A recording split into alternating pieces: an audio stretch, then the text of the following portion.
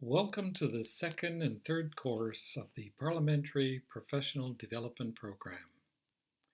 I am truly grateful to be here with you once again and to continue our discussions that we started last May in Montreal on this very important topic of parliamentary corporate governance, or simply put, how do we manage Parliament? As I told you then, my 40 years of service of Parliament, 16 of which I was head of the Secretariat, and the last 5 years as a consultant with the World Bank, working with many parliaments from all over the world, has inspired me to develop this course. Several factors have motivated me in this regard, most noteworthy. One is a complete lack of information, the complete lack of training of the role of parliamentary staff. Most courses, as you will appreciate, that have been given in capacity building have usually dealt with the role of parliamentarians to legislate, to represent, and to exercise oversight on the executive. But what is our role in supporting our parliamentarians in the fulfillment of these constitutional responsibilities? A few years ago, I was very fortunate and grateful to have been able to participate in developing a strategic plan for the Secretariat of the Parliament of Bangladesh. I recall many energized debates, but one in particular where the staff define their mission statement, the role of staff. And at the end, they agreed to the following. It was to provide effective service to parliaments that enable the honourable MPs to fulfill their constitutional responsibilities. A survey of several mission statements all over the world reveal that this mission statement is certainly very reflective of most, if not all, parliaments. The role of Parliament needs to be supported by not only adequate human, financial, and technical supports as resources, but also by policies and procedures that can withstand the test of probity, accountability, and transparency. This is what good governance is all about. If sound management support is our mission as staff, then it is incumbent upon us as the workforce of Parliament to ensure a delivery of service that is of the highest degree. The second reason that motivated me to develop this course is the need to face the challenges of tomorrow. What has struck me in my 16 years as clerk was how our role, and not just the role of the clerk, but the role of directors, managers, supervisors, how these roles have evolved in a very short time. Parliaments require an increasing number of services to support parliamentarians that were not called upon in a few years ago.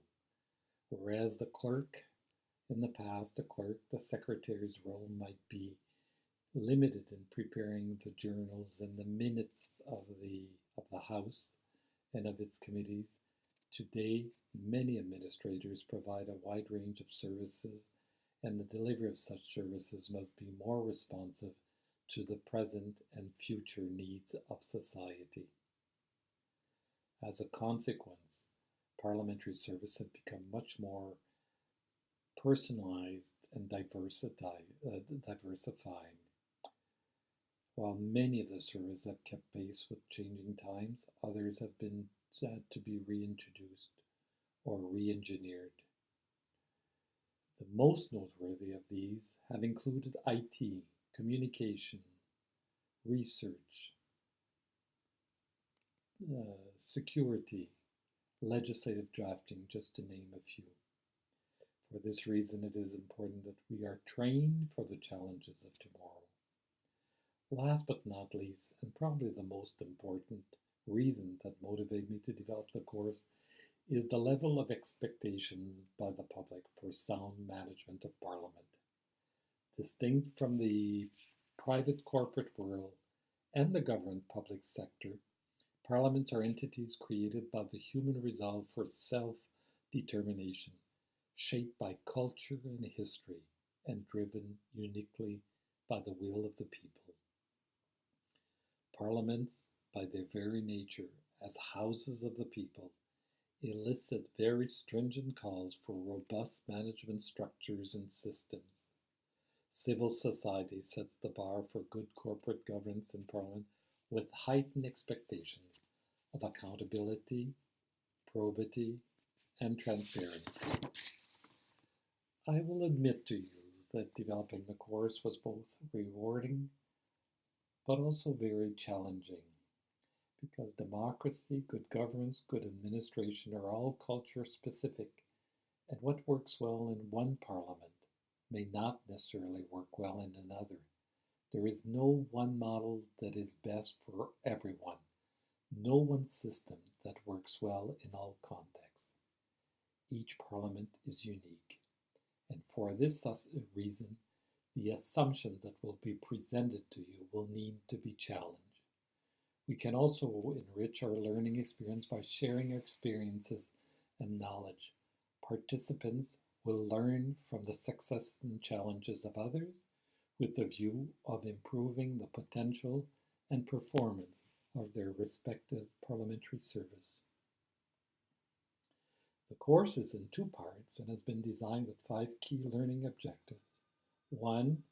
To appreciate the concept of good corporate governance and its applicability to parliaments. 2. To develop basic professional skills and expertise to create a workplace that engenders professional, ethical, democratic, and people values, and to develop a workforce that is productive, effective, and sustainable. 3. To be able to apply management techniques based on international good practices to a broad range of strategic and operational decisions and actions. 4. To serve the public interest, we will also learn how to design and to implement communication strategies for Parliament and to create the tools for media outreach, including the preparation of media releases. 5. And lastly, to obtain general knowledge and better appreciation of performance management systems in the parliamentary context. The two courses, are 4 weeks duration, and extra time will be allocated for your final assignment. It will be structured as follows. Part 1, Unit 1, Corporate Governance in a Parliamentary Setting. 2, Corporate Leadership and Support Services. 3, Human Resources. 4, Financial Resources. Part 2 will be given in the new year, 2015. Unit 5, Strategic Planning and Execution. 6, Designing, Preparation, Implementation of Parliamentary Communication Strategies. 7, Practical Skills for the Preparation of Media Releases. And lastly, Unit 8, A Good Governance in Your Parliament, a Capacity Assessment Exercise. I wish to thank you for your interest in this course, and I wish you every success. I hope that our discussions will be as profitable to you as they will be to me. I am certainly looking forward to our deliberation, to sharing our ideas so that we can build stronger, more effective parliaments that will serve the public. I thank you for this and looking forward to our continued discussions. Thank you.